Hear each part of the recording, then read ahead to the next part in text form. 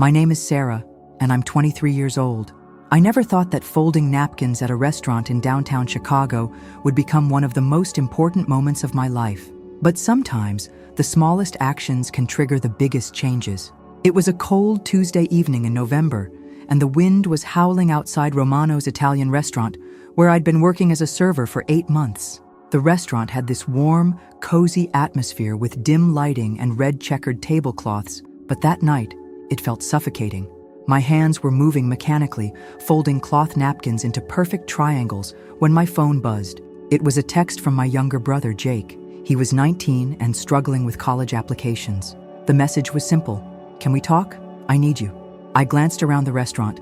It was 5:30 p.m. and we wouldn't get busy until 7. I quickly typed back, "I'm at work, but call me." Within seconds, my phone was ringing.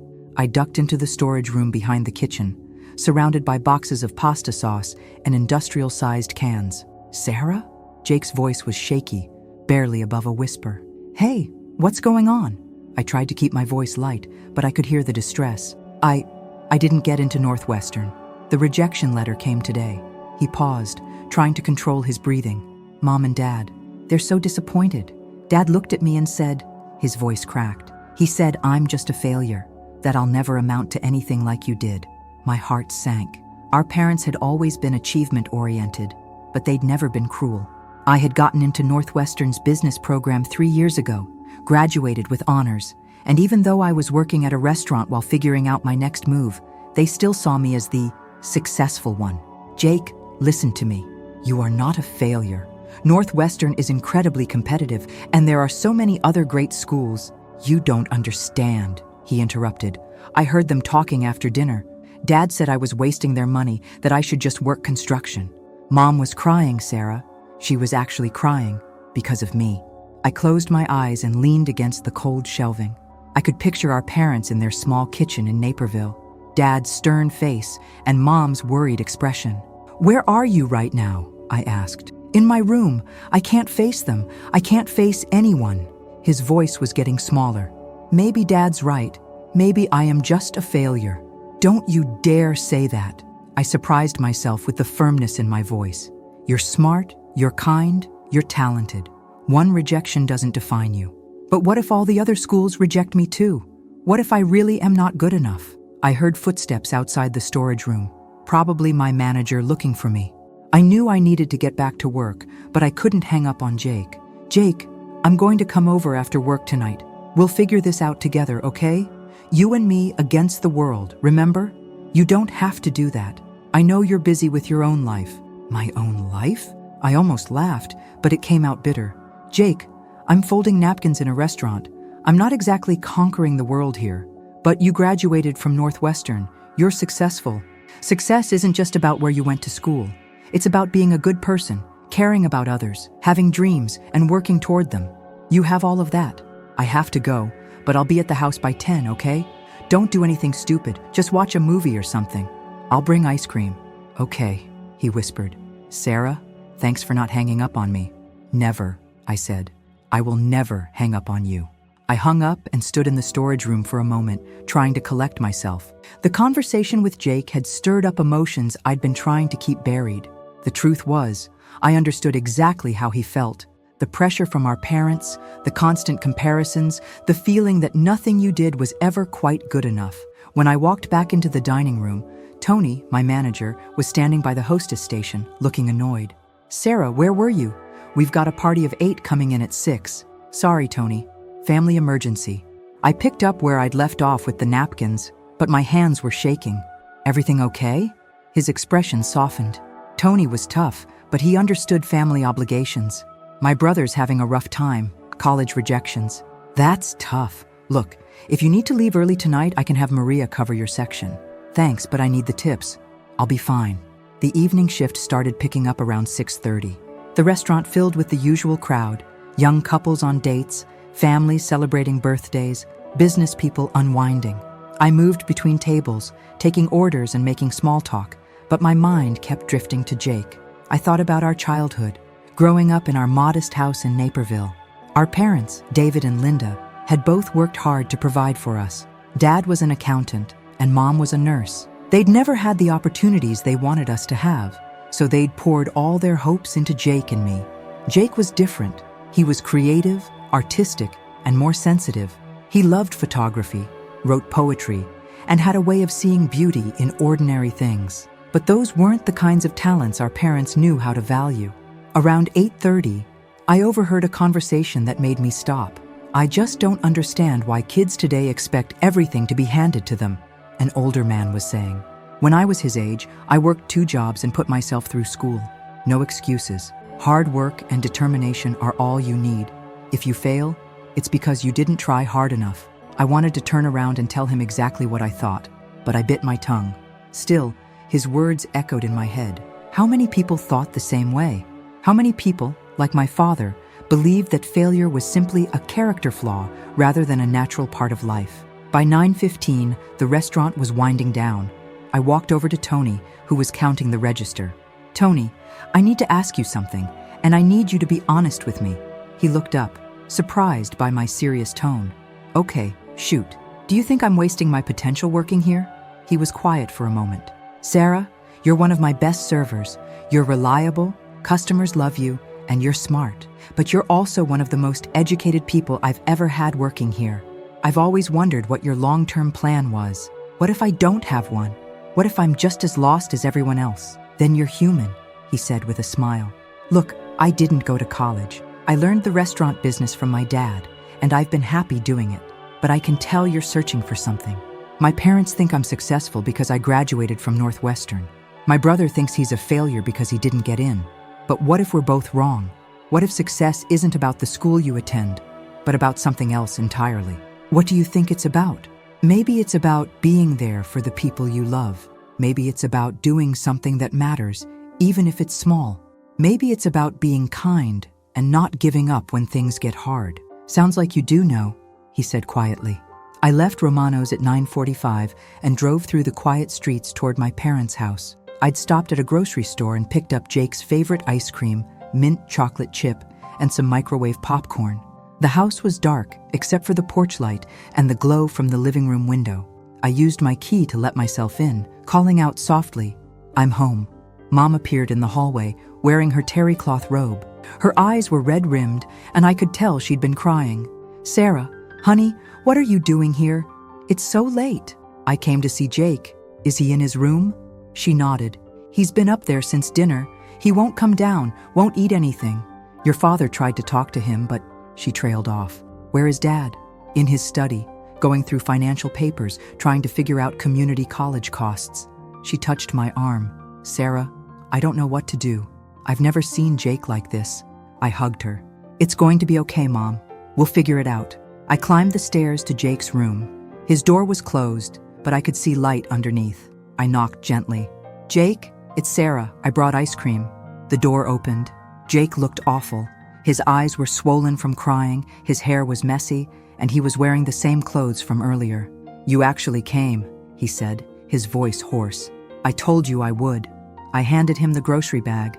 "Want to eat this and talk?" We sat on his bed, sharing the ice cream directly from the container while I looked around his room. It was exactly as I remembered. Walls covered with his photography, shelves lined with books, his guitar in the corner. This was the room of someone creative and passionate, not a failure. "So tell me about the other schools you applied to," I said. University of Illinois, DePaul, Columbia College for their photography program, and a few others. But Northwestern was my dream school. Those are all great schools, and Columbia College has an amazing photography program. But it's not Northwestern. It's not what Mom and Dad wanted. "Jake, can I tell you something? When I was applying to colleges, Northwestern wasn't even my first choice." He looked at me, surprised. "Really?" "Really. I wanted to go to the University of Chicago for their sociology program. I was fascinated by social justice, community organizing, making a real difference in people's lives. But Dad convinced me that business was more practical." "So you gave up your dream?" I told myself I was being realistic. But look at me now. I'm working at a restaurant, and I'm not particularly unhappy about it. Life doesn't always go according to plan, and that's okay. We were interrupted by raised voices from downstairs. Dad's voice, then Mom's, then Dad's again, louder this time. "I should go talk to them," Jake said. "No, let me." I stood up. It's time someone had an honest conversation with Dad. I found my parents in the kitchen. Dad was sitting at the table with papers spread out in front of him, and Mom was standing by the sink, her arms crossed. "Sarah," Dad said, looking up, "I didn't know you were coming over. I came to check on Jake." I sat down across from him. "Dad, we need to talk. If this is about college, I don't want to hear it. The boy needs to learn that actions have consequences. He should have worked harder, studied more, been more focused." "Like I was?" I asked quietly. "Yes, exactly like you were. You understood what it took to succeed." "Dad, do you know what I do for a living?" He looked confused. "You're between jobs. You're figuring out your next step. I'm a server at an Italian restaurant. I make $8 an hour plus tips, and I'm actually good at it. I like talking to people, I like being part of a team, and I like making someone's evening a little brighter." "That's temporary," Mom said quickly. "You'll find something in your field soon." "What if I don't want to? What if I've realized that my field isn't what makes me happy?" Dad's face was getting red. "Sarah, you have a degree from Northwestern. You can't waste that on serving pasta." "I'm not wasting anything. I'm living my life, and I'm helping my brother through a difficult time." I paused, gathering my courage. "Dad, Jake heard what you said about him being a failure. He's upstairs right now, convinced that he's worthless because he didn't get into one school." "I didn't call him worthless. You called him a failure. To a 19-year-old kid who's already feeling terrible about himself. How is that helpful?" Mom sat down at the table. "David, maybe Sarah has a point. Jake is sensitive, and he's been so excited about college." "Sensitive isn't going to pay the bills," Dad interrupted. "The world doesn't care about your feelings. It cares about results." "You're wrong," I said, my voice rising. "The world cares about kindness, compassion, creativity, and a dozen other things that can't be measured by test scores or college acceptance letters." "Easy for you to say. You got into Northwestern. And look where it got me. I'm sitting in this kitchen, arguing with my father about whether my brother is worth loving just because he got a rejection letter." The room fell silent. Mom was crying again, and Dad was staring at the papers on the table. "I love both of you," Dad said finally.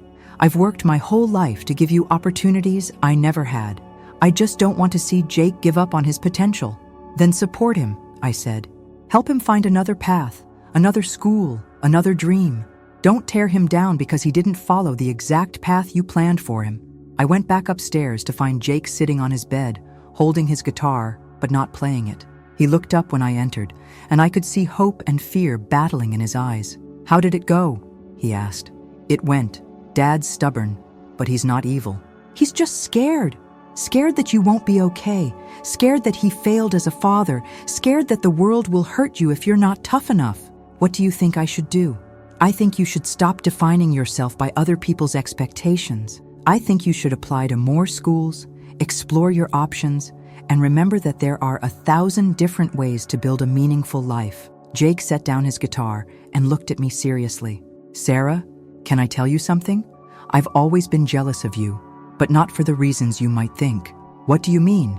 "I wasn't jealous because you got into Northwestern or because Mom and Dad were proud of you. I was jealous because you seemed so confident, so sure of yourself. You always knew what you wanted."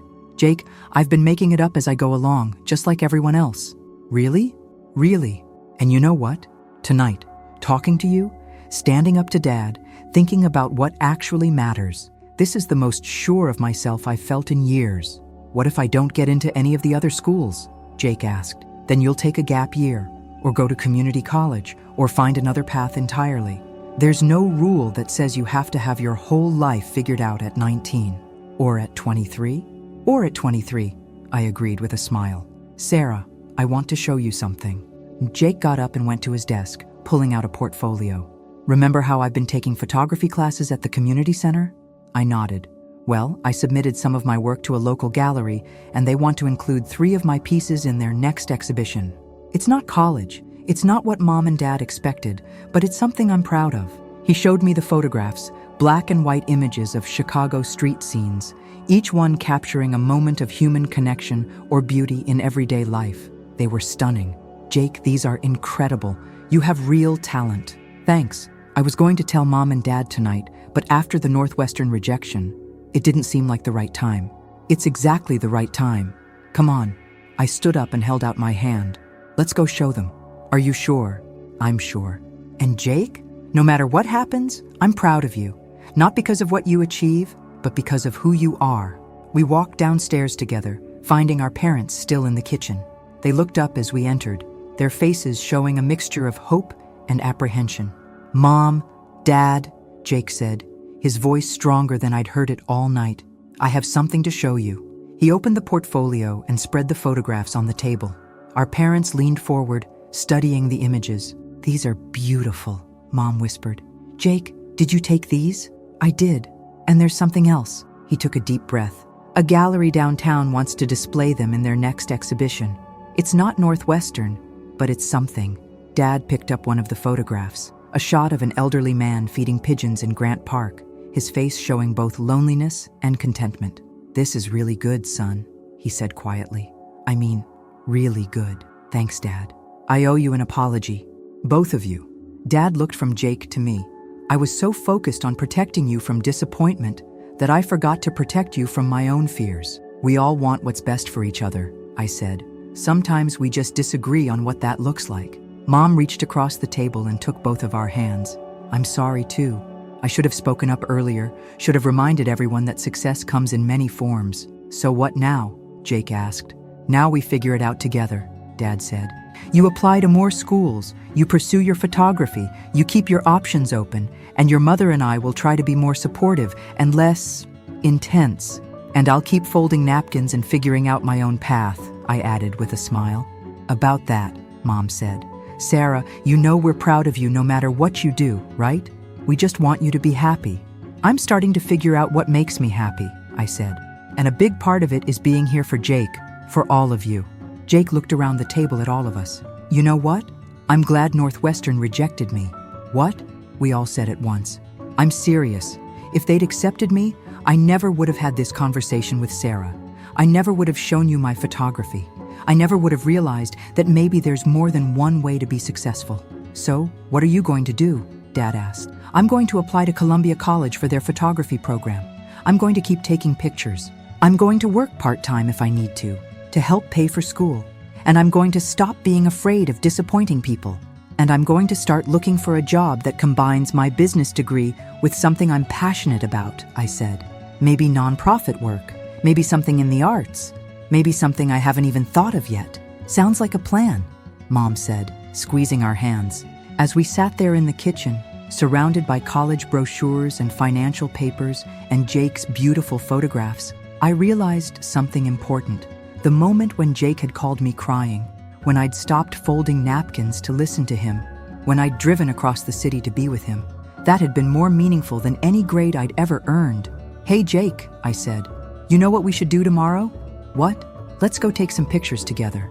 I want to learn how to see the world the way you do. Really? Really? And who knows? Maybe we'll find our next adventure together. Jake smiled, the first genuine smile I'd seen from him all day. I'd like that. Outside, the wind was still blowing, but inside our kitchen, warmed by the glow of the overhead light and the love of family, everything felt perfectly calm. Sometimes the most important conversations happen at kitchen tables, and sometimes the biggest victories are the smallest moments of connection. Sometimes, folding napkins is just folding napkins, but sometimes it's the beginning of everything changing for the better.